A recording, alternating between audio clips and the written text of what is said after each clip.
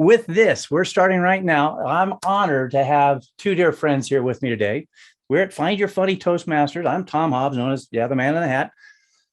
I've got my dear friend Marjane, who's president of Find Your Funny Toastmasters, a virtual online club, and one of my great mentors and a man that I've got pictures standing next to, sharing smiles around the world, Mr. Mark Brown, world champion of public speaking, way back when, before they even knew what the internet was, I believe. Thanks a lot. Tom. It's funny you say that. I have a line I've been using for the last, I don't know how many years I've used this line. I used this line yesterday for a program in South Africa. And I said, listen, I won the world championship in 1995. That's 27 years ago. For perspective, that was in the previous millennium. And I do have the VHS videotape to prove it. So there you go. Yeah, I watched that interview yesterday with you, with Verdi, and I saw you drop that in. That was fun. Marjane Taylor, our president of Find Your Funny Toastmasters. First of all, Marjane, I've told you about Mark. There's many things that I've seen. What's one thought that you were interested when I spoke about Mark that you wanted to know a little bit more about? Because we had almost 15 minutes that Mark's going to share with us, that we're going to show back to our Find Your Funny people, Find Your Funny members of Find Your Funny Toast.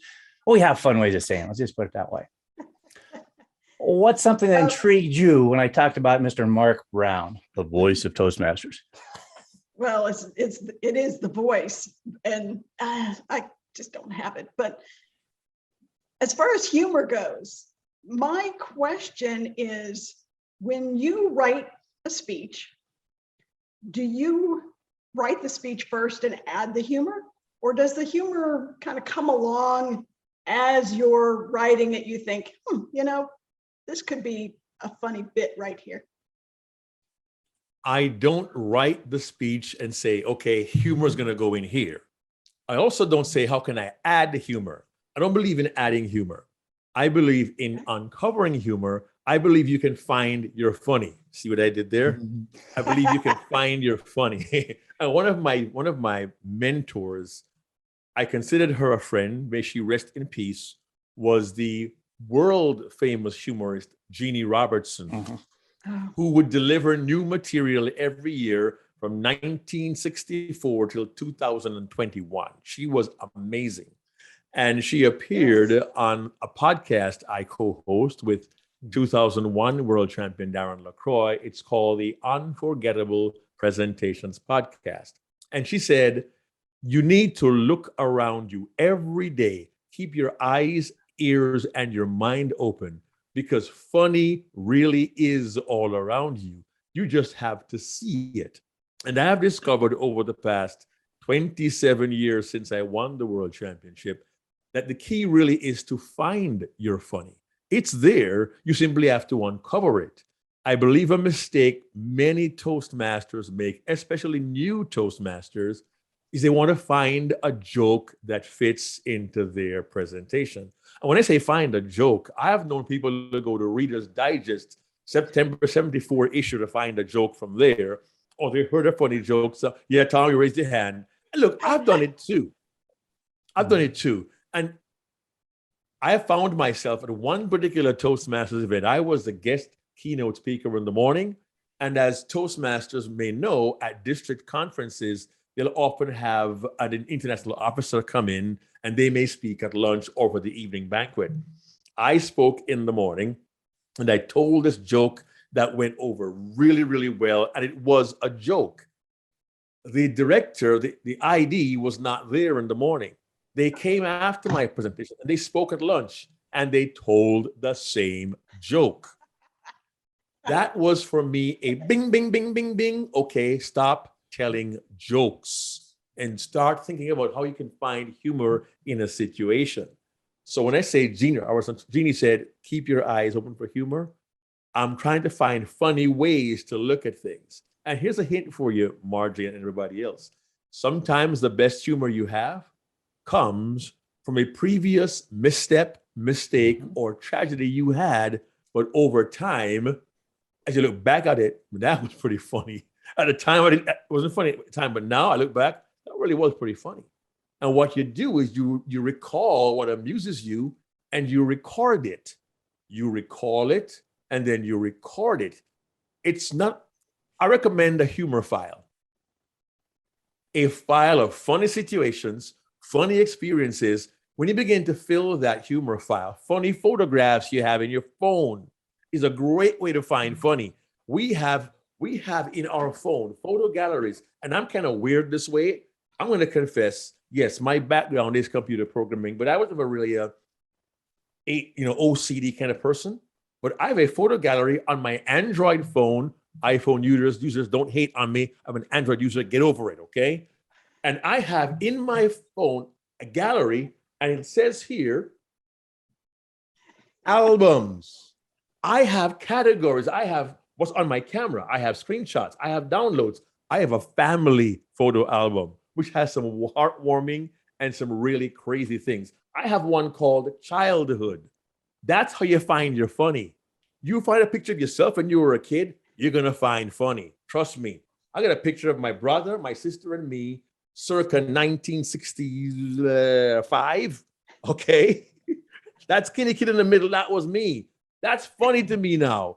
It's black and white. It's find your funny in your phone. Ooh, find your funny in your phone. That's right, friends. Find your funny in your phone. It's all around you. Having a humor file, you'll find what happens is you rely less and less on jokes and more on your experiences, your photographs. And there's also a way to keep track of your humor. When you're in a social situation, if somebody ever says, hey, Marjane, tell him about a time when they're telling you that was a funny story.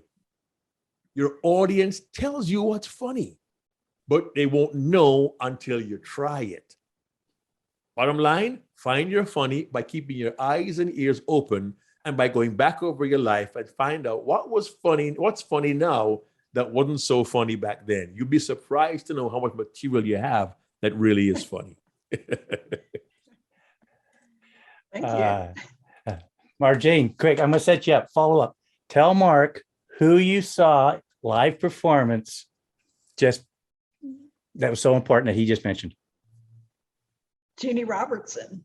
I saw one of her last performances before COVID hit. In fact, I think it may have been the last one before COVID.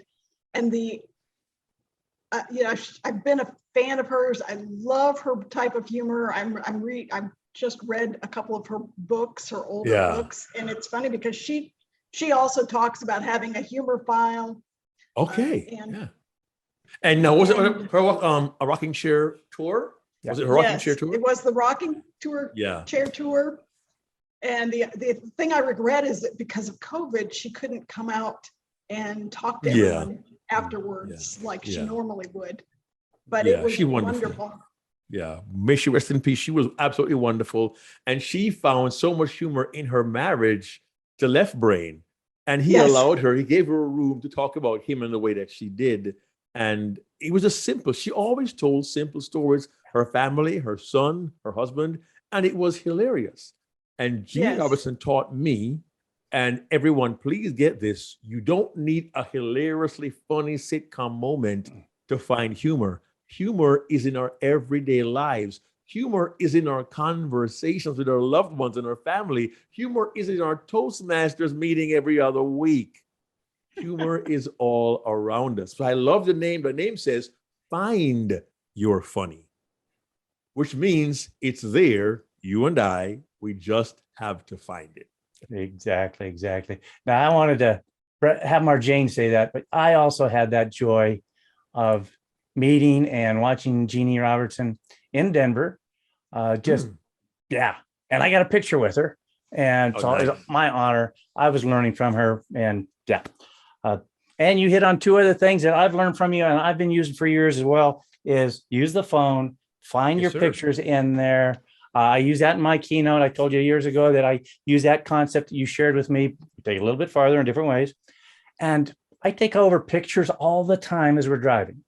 Marjane and I were just down in Florida driving, and what we saw, a sign on the road that was a teeter-totter, a seesaw. And we're like, what's this for? I mean, there's no explanation or nothing. It was, we found out later after we turned her, I got her to turn around. She was driving. So I get a better picture of it. There was a daycare on the other side of the road. Oh, Why? see, I never Oh. saw the daycare. To me, it was, Yeah. why would you have a teeter-totter crossing sign? Well, it's how you can be creative. And Tom, you just gave our listeners and our viewers some great advice. Signs are a wonderful source of humor. I found myself down a rabbit hole today looking at funny signs translated from Mandarin into English and what the mistakes led to. Is a funny sign leaving the borough of Queens, New York. Now, I know New Yorkers are known for one particular word. It's 3 words rolled into one. And I lived in New York for 27 years. I am Jamaican, but you can't tell, right? No, man. But I do a fairly decent Brooklyn, New York accent rendition of these 3 words rolled into one. And New York is known for this. Forget about it, right? Forget about it. But it's a forget about it sign leaving, I think the borough of Queens is a sign that says forget about it, right? You look at the road signs, and you gave me a funny just now, Tom, when you said we're driving down the road and I'm taking pictures. I would say, well, at least I wasn't driving, but there's a room there. Or you could say, it's real tough when you're driving and take pictures, but I did it. You can play with it, yeah. Right?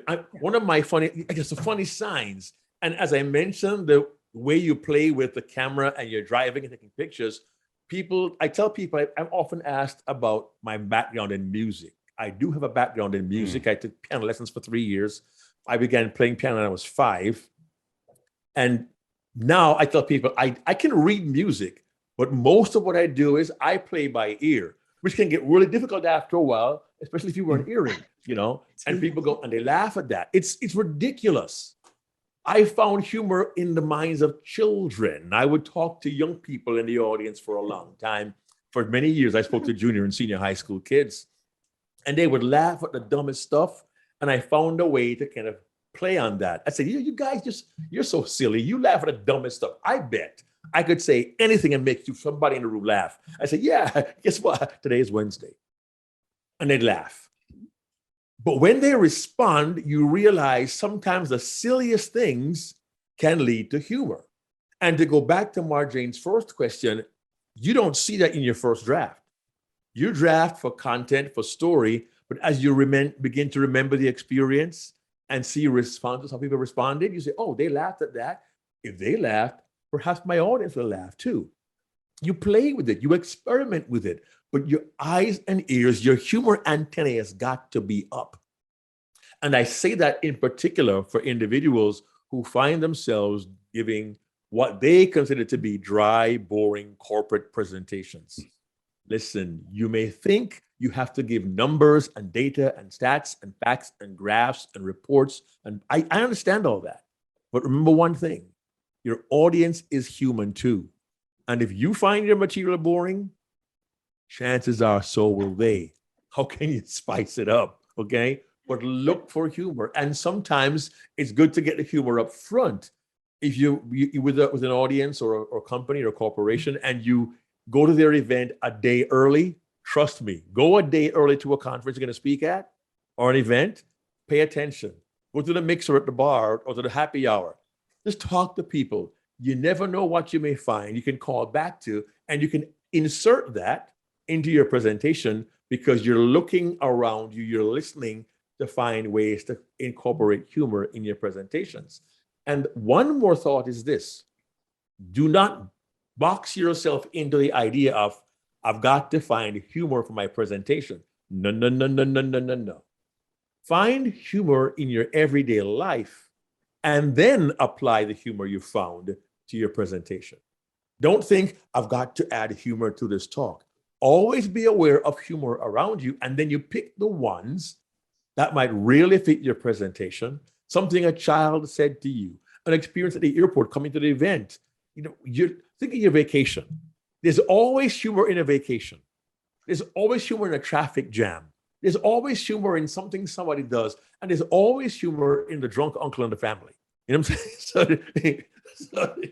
So here's a also thought for you. You want to find humor? Attend family events, barbecues, birthdays, July 4th. Martin, you're already laughing. There's always humor at family get. I love my family. They're a wonderful source of humor for me. It's all around you. You just got to find it. Or even when you go to a conference or convention, like Tom comes to Lady and the Champs, now called Game Changers, you're going to find funny there. You're going to find funny people there. You hit it on the head. When you go early, see what happens? Oh, here you go. Hawaiian shirt and the hat. That was years ago too, right? Yeah, that was a long time ago. I just got to throw that in because our time slips by so quick. This just goes to show you get together with friends and it's quiet before an event. You can find funny stuff. And there was a story that happened around here that was funny. And then there was a poignant one that happened this time too. Mark was dealing with a little, dietary health concern. And yet that day we were all up and it was cool and all. But it's a memory for me. You're right. Go early. Works awesome. Now, everybody can see why I'm bragging about you, I think, a lot. Now, there's one thing, and I know our time's gone pretty quick. That's okay. Keep going. We're good. I've watched Mark coach international speakers for contests, for Toastmasters and keynotes and just presenters. He and I share both. We do a lot in schools. Mark did for years, and I've been doing a lot for schools and Red Cross with kids. I deal with the younger kids. They're manageable. He likes the older kids, vice versa. Don't give me a ninth grader anymore. They don't taste well. I love him. But Mark, tell us one thing, would you, about coaching that has been awesome for you? I know we're about 16 minutes right now. What's the joy of coaching? We got at least four more. We got at least four more, Tom. We're good. I'm good until top of the hour. Something funny about coaching? Well, I'll tell you the truth. Not every client is one you want to keep. I laugh about this, but the truth is, you may think it's great to get more coaching clients. It's not in the volume, it's in the relationship. And sometimes you get a client who you say go left, they turn right. You recommend you go forward, they go backwards. And you begin to ask yourself, you come to me for advice, you're paying me for guidance, but you're ignoring me. Why do you want to do this? And it's gone past the heartbreaking to just flat humorous for me sometimes. Yeah. And the truth is, there are times you want clients to stay for life. Others, as one person wisely put, he says, some clients come and some clients go, and some should go more quickly than others. That's how he says it, right? Yeah, and I've enjoyed the opportunity to work with individuals of different environments. Like you said, Tom, I've done Toastmasters speech contests. I think I'll say this. I've offered assistance and guidance to maybe 5 world champions and several other second and third place finishers.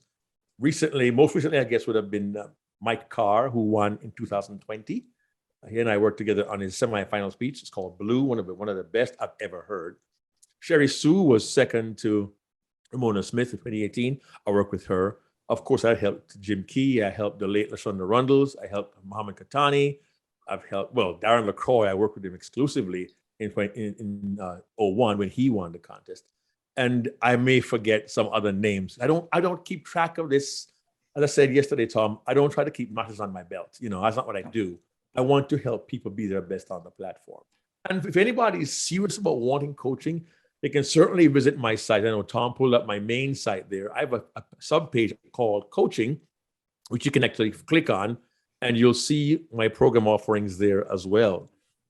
What you can get for free always is the Unforgettable Presentations podcast that Darren and I host. We release a new episode every Thursday. We have been consistent ever since we left the last in-person Toastmasters convention in 2019. We made a commitment to do this podcast every week. We're now going to release tomorrow episode 145. Yeah. We interview some of the greatest speakers Awesome. on the planet, including Les Brown, Brian Tracy, Nido Cobain, Willie Jolly.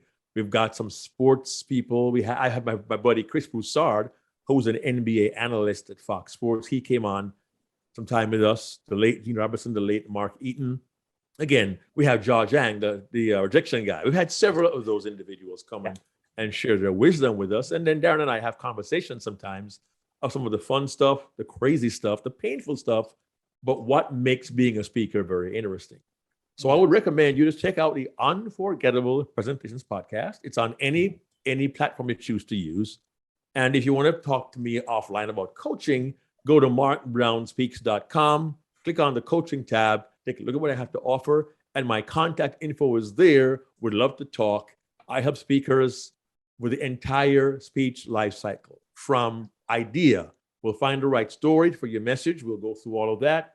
And I work with them all the way to presentation on the platform. And that can be fun and sometimes funny as well, Tom. I got to throw in one last quote. I know I'm over time for what we wanted to share. We're good, man. This is fun. We're good. Well, I know this part's fun, but for our club, we want to stay with our 15 guys. Well, you'll edit. I know you'll edit. You shared early on in some of your trainings about people needing to shorten or concise a message to fit the 5 to 7 minute. Right. And the term you used, I've shared with people around the world, is edit to enhance. Not necessarily taking away from the words, but which words would make it better all the way around. Dark and dank. I mean, you come up with great words instead of, hey, sun went down. Well, that is funny to me because people will find that twist of words just elicitates so much emotion. And that's the value of storytelling, is elicit that emotion. You're a master at that. That's why I encourage everybody to reach out to you, have you come speak for conferences, send you money just because you're a man making differences in the world. Why not? Finding the 3 words in Brooklyn, to me, that was hilarious right here, because I'm from Colorado. If you were to Google, I think it's spelled FUHGEDDABOUDIT. Forget about it.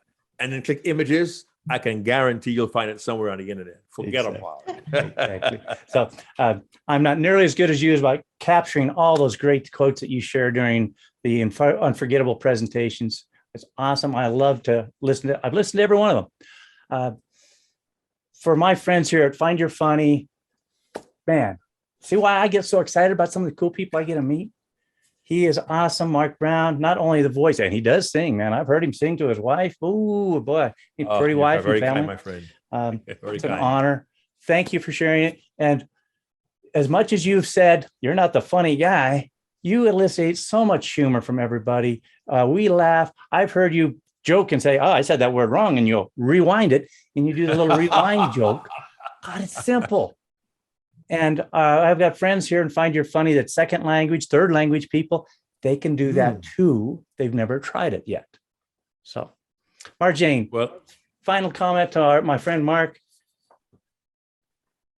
Mark, Marjane, it's been wonderful. Thank you. I did listen recently to your World Championship public speaking speech that you gave. And yes, for those of you out there at Find Your Funny, if you haven't listened to that, watched it, if you haven't seen it recently, go back and look at it. And then you'll also get to hear that wonderful singing voice of Mark's. You're most kind. Yeah, it's still out there on YouTube. Just look for 1995 World Champion speech. You'll see it. I'm the guy in the double-breasted suit, by the way. So there is some humor there also. But I want to thank you both and everyone at Find Your Funny for allowing me to spend some time with you today. And hopefully you picked up a nugget or two. You will pass it on to somebody else. But whatever you do, keep your funny file and find your funny. Thanks so much, friends. Thank you. Look at it there. Awesome. Yes.